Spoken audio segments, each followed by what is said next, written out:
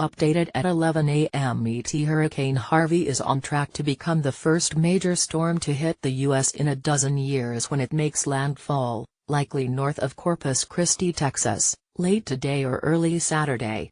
Forecasters say the storm surge coupled with tremendous rainfall threatens to cause significant flooding along much of the Texas coast. Harvey has strengthened to a Category 2 storm, with winds of 110 miles per hour, and was on the cusp of Category 3 status, which would make it a major storm, according to the National Hurricane Center. The storm was moving at about 10 miles per hour, but Dave Roberts, a hurricane specialist with the NHC in Florida, tells NPR that as it moves close to the coast later tonight and early Saturday, we should have landfall about that time, and as it starts to move further inland, we should see the system begin to slow in forward motion and meander.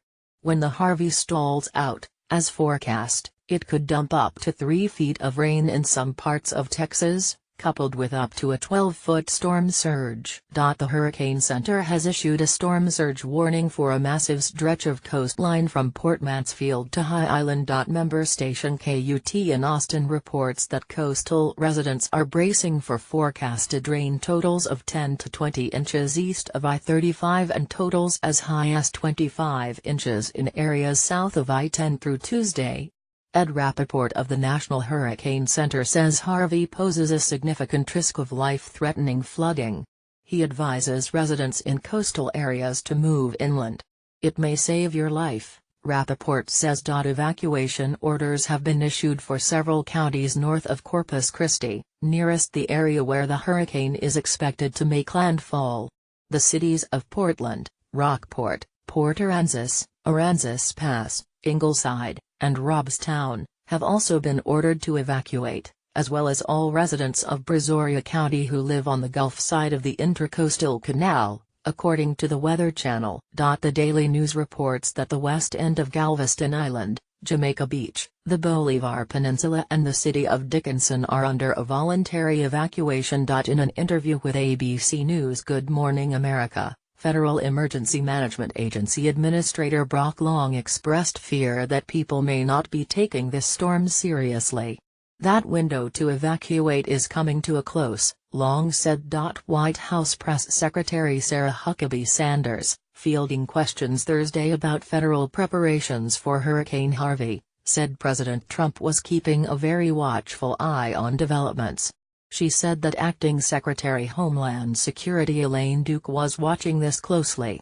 I think we're in great shape having General John Kelly sitting next to the president throughout this process, she said, referring to the White House Chief of Staff who is the former Secretary of Homeland Security. Texas Governor Greg Abbott has declared a preemptive state of emergency in some 30 counties encompassing the entire Gulf Coast in an effort to speed up deployment of resources to the affected areas. According to the NHC, with a Category 3 storm, devastating damage will occur. Well-built framed homes may incur major damage or removal of roof decking and gable ends.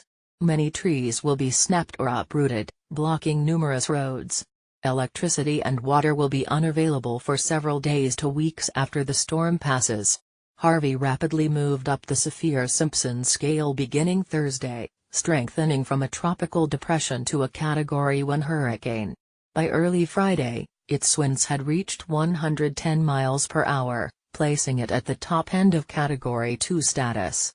We're forecasting continuing intensification right up until landfall, National Hurricane Center spokesman Dennis Feltgen was quoted by the Associated Press as saying. The last Category 3 or higher storm to hit the U.S. was Wilma, which smashed into Florida's coast in 2005, causing an estimated $30 billion in damage. It was the same year as Katrina and Rita, a record-breaking hurricane season that included 3 of the 7 most intense Atlantic hurricanes on record. Hurricane Brett in 1999 is the only major storm to have hit the Texas coast in the past 47 years. One of the most deadly storms was Ike, which killed nearly 200 people after it made landfall as a Category 2 storm near Galveston in 2008.